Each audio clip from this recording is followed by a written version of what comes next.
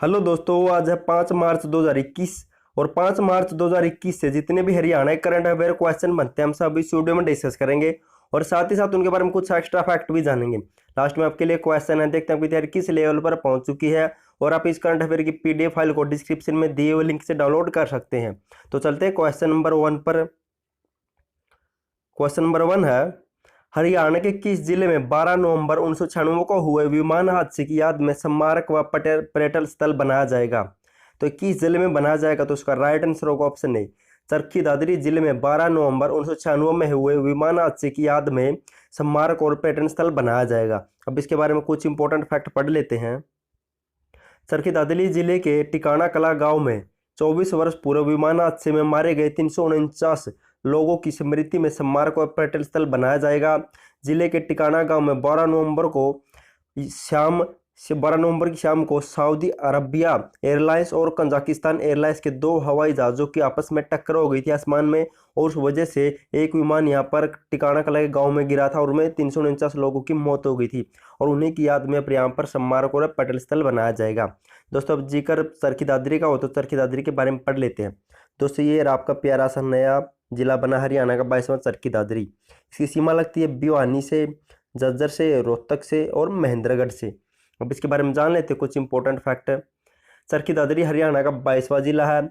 1939 में रामकिशन डालमिया के द्वारा जर्मन के सहयोग से यहाँ पर सीमेंट फैक्ट्री लगाई गई थी, निर्माण किया गया था।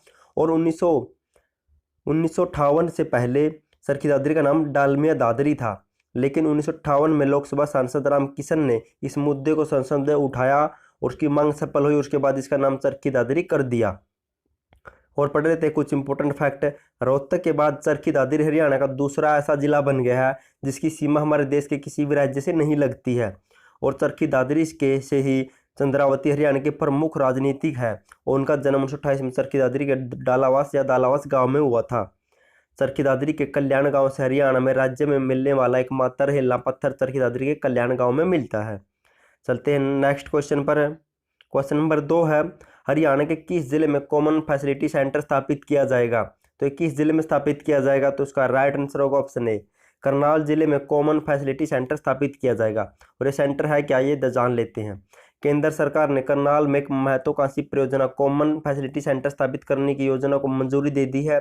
केंद्र सरकार की स्वीकृति से राज्य में पारंपरिक आयुर्वेदिक उद्योग को बढ़ावा मिलेगा, प्रोत्साहन मिलेगा और सेंटर में आर्ट, हर्बल एक्सट्रैक्शन प्लांट और शोध एवं विकास पर गुणवत्ता पर इनकी प्रयोगशाला स्थापित की जाएगी। और उन्होंने कहा कि इससे करनाल और उसके आसपास के 200 गांव में अधिक से अधिक सूक्ष्म और बड़े छोटे आयुर्वेदिक उत्पादकों को भी बढ़ावा मिलेगा, फायदा होगा। दोस्तों, अब जिक्र करनाल का हुआ तो करनाल के बारे में पढ़ लेते हैं। दोस्तों, ये रहा करनाल। इसकी सीमा लगती है कुरुक्षेत्र के साथ में, यमुनानगर के साथ में, कैथल के साथ में, जींद के साथ में और पानीपत के साथ में। और जान लेते हैं, हरियाणा का पेरिस व धान का कटोरा कहा जाता है करनाल को। इसकी स्थापना 1 नवंबर 1966 को हुई थी, 66 को। विश्व प्रसिद्ध लिबर्टी जूता 1959 में बना था। हरियाणा का पहला साइंस उद्यान भी करनाल में है। हरियाणा ग्रामीण विकास संस्थान की स्थापना 1990 में की गई थी। इग्नू केंद्रीय क्षेत्रीय विश्वविद्यालय की स्थापना 1991 में करनाल में की गई थी। और जान लेते कुछ इंपॉर्टेंट फैक्ट है। करनाल में एक गाँव है सालवन, जिसे मेले का गाँव कहा जाता है। हरियाणा का पहला सैनिक स्कूल करनाल के कुंजपुरा में 1961 में स्थापित किया गया था। राष्ट्रीय डेयरी अनुसंधान संस्थान भी है। केंद्रीय मृदा लवणता अनुसंधान स्थापना 1969 में की गई थी। गेहूं जीन का बैंक भी स्थापित है करनाल में। मधुबन प्रशिक्षण परिषद 1973 में बना था। हरियाणा का पहला डाकघर पासपोर्ट केंद्र करनाल में स्थापित है। और महाराणा प्रताप बागवानी विश्वविद्यालय करनाल के अंजनी थली में है। हरियाणा में बैटरी से चलने वाली बसों का ट्रायल सबसे पहले करनाल में किया गया था। और दरगाह कलंदर शाह का तथा अटल पार्क भी करनाल में है। सीतामाई मंदिर और अदिति मंदिर भी करनाल में है। चलते हैं नेक्स्ट क्वेश्चन नंबर 3 पर। हरियाणा की कौन सी अकादमी शायरों के लिए म्यूजियम बनाएगी? तो हरियाणा की कौन सी अकादमी ने शायरों के लिए म्यूजियम बनाने की घोषणा की है? तो इसका राइट आंसर होगा ऑप्शन बी, हरियाणा उर्दू अकादमी। अब शायरों के लिए भी अलग से म्यूजियम बनाई जाएगी। जो भी शायरों के दीवाने हैं या जो भी शायरियाँ पढ़ने चाहते हैं तो इस म्यूजियम के साथ उन्हें बहुत हेल्प मिलेगी। और यह शायरी गालिब गालिब से प्रेरित होकर बनाई जाएगी, क्योंकि उनकी शायरियों को इतने लोग पसंद करते हैं हरियाणा में। उन्हीं की डिमांड पर भी एक आदमी बनाई जाएगी। शायरों के नाम म्यूजियम बनाया जाएगा। दोस्तों उर्दू अकादमी के बारे में पढ़ लेते हैं। उसकी स्थापना 22 दिसंबर 1985 को हुई थी। मुख्यालय पंचकुला में। उपाध्यक्ष है डॉक्टर चंद्रा त्रिखा और अध्यक्ष होता है उसका मुख्यमंत्री। चलते हैं नेक्स्ट क्वेश्चन नंबर 4 पर। हरियाणा के कितने जिलों में खेलो इंडिया यूथ गेम्स 2021 के तहत प्रतियोगिता करवाई जाएगी? तो हरियाणा के कितने जिलों में खेलो इंडिया यूथ गेम के खेल करवाए जाएंगे? तो इसका राइट आंसर होगा ऑप्शन सी, 4 जिलों में करवाए जाएंगे। पंचकुला, अंबाला, करनाल व कुरुक्षेत्र जिलों में खेलो इंडिया के तहत प्रतियोगिता करवाई जाएगी। अब खेलो इंडिया गेम के बारे में जान लेते हैं। खेलो इंडिया यूथ गेम 2018 में खेल मंत्री कर्नल राज्यवर्धन सिंह राठौर द्वारा शुरू किया गया था। 2021 में हरियाणा के पंचकुला में आरंभ होंगे और 2020 में तो गुवाहाटी असम में पहला स्थान आया था महाराष्ट्र 256 पदक के साथ में और दूसरा स्थान प्राप्त किया था हरियाणा ने 200 पदक के साथ। चलते हैं क्वेश्चन नंबर 5 पर। हरियाणा का कौन सा जिला मेरी फसल मेरा ब्यौरा पोर्टल पर पंजीकरण करवाने में प्रथम रहा है? तो कौन सा जिला ऐसा? तो राइट आंसर होगा ऑप्शन डी, तो रेवाड़ी जिला मेरा फसल मेरा ब्यौरा पोर्टल पर पंजीकरण करवाने में सबसे ऊपर रहा। मेरी फसल मेरा ब्यौरा पोर्टल पर फसलों का पंजीकरण कराने में रेवाड़ी का किसान सबसे आगे है। रेवाड़ी में 49,698 किसान यानी कि 75.85% भूमि पर उगाई जाने वाली फसलों का पंजीकरण हो चुका है। महेंद्रगढ़ और करनाल दूसरे व तीसरे नंबर पर है। क्वेश्चन नंबर 6 है। हरियाणा के कितने जिले पाइपलाइन लीकेज फ्री हो चुके हैं? तो हरियाणा के कितने जिले पाइपलाइन लीकेज फ्री हो चुके हैं? तो इसका राइट आंसर होगा ऑप्शन सी है। ऐसे 3 जिले पाइपलाइन लीकेज फ्री हो चुके हैं और ये है क्या, इसके बारे में पढ़ लेते हैं। जन स्वास्थ्य अभियांत्रिकी विभाग द्वारा हरियाणा ग्रामीण क्षेत्र में एक विशेष अभियान चलाया जा रहा है जिसके तहत ग्रामीण क्षेत्र में पाइपलाइन में होने वाले लीकेज को ठीक करना था। हरियाणा में कुल 22 जिले हैं और 3 जिले लीकेज फ्री हो चुके हैं, कुरुक्षेत्र, कैथल और अंबाला। चलते हैं नेक्स्ट क्वेश्चन नंबर 7 पर। हरियाणा प्रदेश में अंतिम एवं फाइनल निपटान योजना किसके द्वारा लॉन्च की गई है? तो हरियाणा प्रदेश में लास्ट फाइनल निपटान योजना किसके द्वारा लॉन्च की गई है? तो इसका राइट आंसर होगा ऑप्शन ए, तो मुख्यमंत्री मनोहर लाल ने लॉन्च की है। और ये योजना है क्या, इसके बारे में पढ़ लेते हैं। सीएम मनोहर लाल ने अंतिम एवं फाइनल निपटान LFSS योजना लॉन्च की है। योजना HSV भूखंडों के आवंटन सामूहिक हाउसिंग सोसाइटी पर लागू होगी। अंतिम एवं फाइनल निपटान योजना 30 अप्रैल तक लागू रहेगी। और ये है क्या, इसके बारे में पढ़ लेते हैं। ये योजना क्या है? हरियाणा शहरी विकास प्राधिकरण HSVP द्वारा लोगों की जमीनों पर अधिग्रहण करके उनके लिए रिहायशी या कमर्शियल या इंडस्ट्रियल या औद्योगिक सेक्टरों का विकास किया जाता है और मुआवजा दिया जाता है सरकार के द्वारा। मुआवजा कम होने पर लोग कोर्ट में पहुंचते हैं और वहां पर उन्हें एनहांसमेंट के ऑर्डर दिए जाते हैं। इसकी वजह से प्रदेश में प्लांट जो भी घर लेना चाहते हैं उन पर ज़्यादा खर्च पड़ता है। तो आपको मैं सीधे सीधे बता देता हूँ है क्या। मान लो कोई भी सरकार या कोई भी कंपनी हमारी ज़मीन को लेती है और उस पर प्लांट बनाना चाहती है, कोई भी उद्योग स्थापित करना चाहती है, अगर वे हमें कम मुआवजा दे रहे हैं तो हम उसके तहत कोर्ट में जाते हैं और कोर्ट में जाने के बाद कोर्ट हमें हमारे पक्ष में फैसला देती है तो सरकार को ज़्यादा रुपए देने पड़ते हैं और वो ज़्यादा रुपए देने पड़ते से सरकार को भी ज़्यादा नुकसान होता है और जो भी वो प्लांट बन जाता है या जो भी घर बन जाता है, जो भी उसे लेना चाहता है फिर उसे भी वो महंगा मिलता है, तो दोनों को ही ज़्यादा बोझ पड़ता है। इसलिए यह योजना लागू की है ताकि दोनों का सेटलमेंट किया जा सके।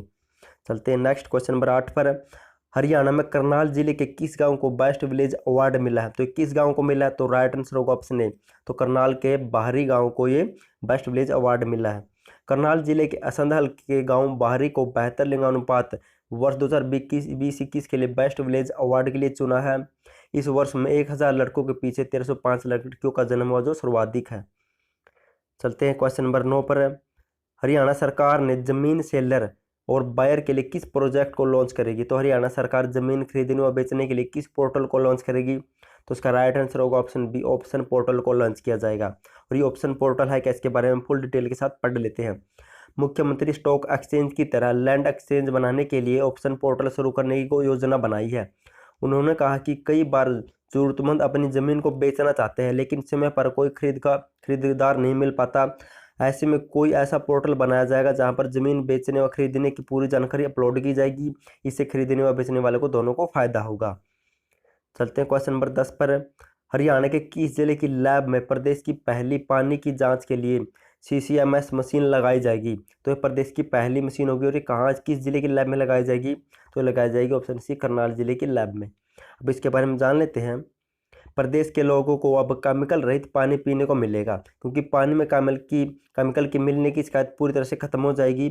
इसके लिए करनाल स्थित जन स्वास्थ्य विभाग की स्टेट लैब में जापान से मंगवाई गई मशीन GCMS यानी कि गैस क्रोमेटोग्राफ मास स्पेक्ट्रोस्कोपी प्रदेश की पहली ऐसी सरकारी मशीन होगी जो जांच करेगी कि नहरी या भूमिगत पानी में पेस्टिसाइड है या नहीं। दोस्तों अब अगर रिवीजन टाइप हमने जो क्वेश्चन पढ़े उनका फटाफट से रिवीजन कर लेते हैं ताकि आपको क्वेश्चन अच्छी तरह से याद रह सके। तो हरियाणा के किस जिले में 12 नवंबर 1996 में हुए विमान हादसे की याद में स्मारक और पटेल स्थल बनाया जाएगा?